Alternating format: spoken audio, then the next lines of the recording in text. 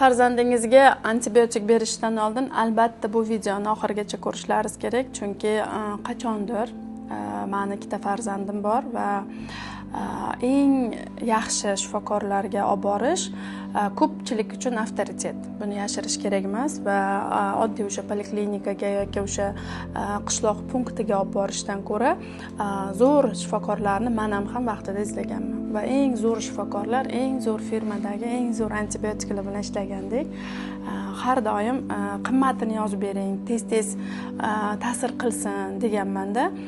Ular o'sha antibiotiklar qimmatini ikkitalab, uchtalab yozib bergan vaqtlari yaxshi bo'ladi deb berganman. Va meni kuzatuvim shuni bildiradiki, bolalarim parnikovoy bo'lib qolgan. Ya'ni 5 kun antibiotik qildik yoki ichirdik, 2 kun 3 kun o'tmasdan bitta fortochkani ochib nafas olganda ham burni bitib qolardi-da, yarim soat 1 soatdan keyin issig'i chiqa boshlardi. Ya'ni fortochkani ochgan vaqtda qanaqadir kichikgina infeksiya bilan ham immunitet kurasha olmaydigan holatga kelib qoladi. Va eng yomoni antibiotiklar ta'sirida biz har doim o'sha antibiotik so'zini ozgina tahlil qilishimiz kerak. Ya'ni ichimizdagi biomaga, tiriklikka qarshi bo'lgan narsa. Va agar virus yuqtirdimi, infeksiya yuqtirdimi, o'ldiramiz, lekin uni o'ligi qayerda qoladi va o'ldirish oqibatida o'sha mikrobiomani yemirish evaziga endi immunitet himoya qila olmaydi. U gribok bo'ladimi, virus bo'ladimi, qanaqadir bir o'sha covidni masalan virusi xudo saqlasin bo'lib qoladimi, u bola majbur bo'ladi yotib qolishga. Chunki virus ko'payadigan muhit bo'ladi va 9 yoshli qizimda oyoqlari og'riydigan bo'lgan. Antibiotik shamollashda yetmagandek betsilin qilasiz degan. Betsilin shunaqangi ukolki, uni tezda nabor qilish kerakda, tez dumbasiga urish kerak, bo'lmasa yo'qotib qoladi. U uchun eng zo'r medsestra kerak bo'lardi va o'sha medsestra kelib qilardi.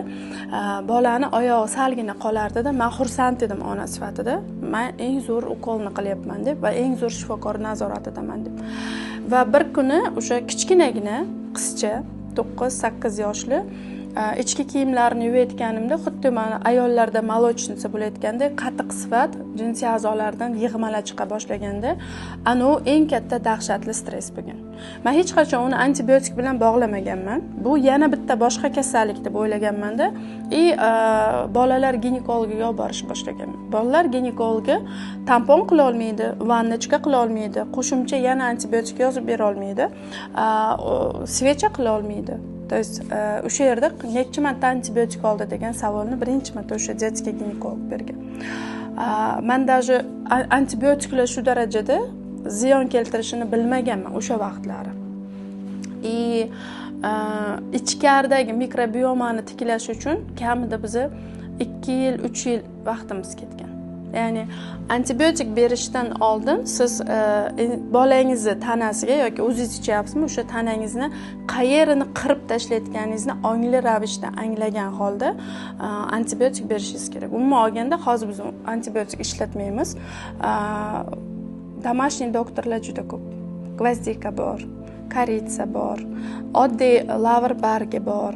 Ya'ni virusni organizmdan chiqarish uchun uni qirish kerak emas. Immunitet yaxshi aylanishi uchun oddiy suv berish kerak va immunitet suv bilan o'zi virusni olib chiqishi mumkin ekan. Bu narsani afsuski 10 yil keyin bilganman. Ungacha juda ham ko'p ukollar, juda ham ko'p patirday bo'lib ketardi boyagi dummalari. Chunki bir oyda 3 martalab, bir oyda eng kamida 2 martalab antibiotiklar olganmiz. Bu narsa hozirgacha bolamiz sog'ligida seziladi.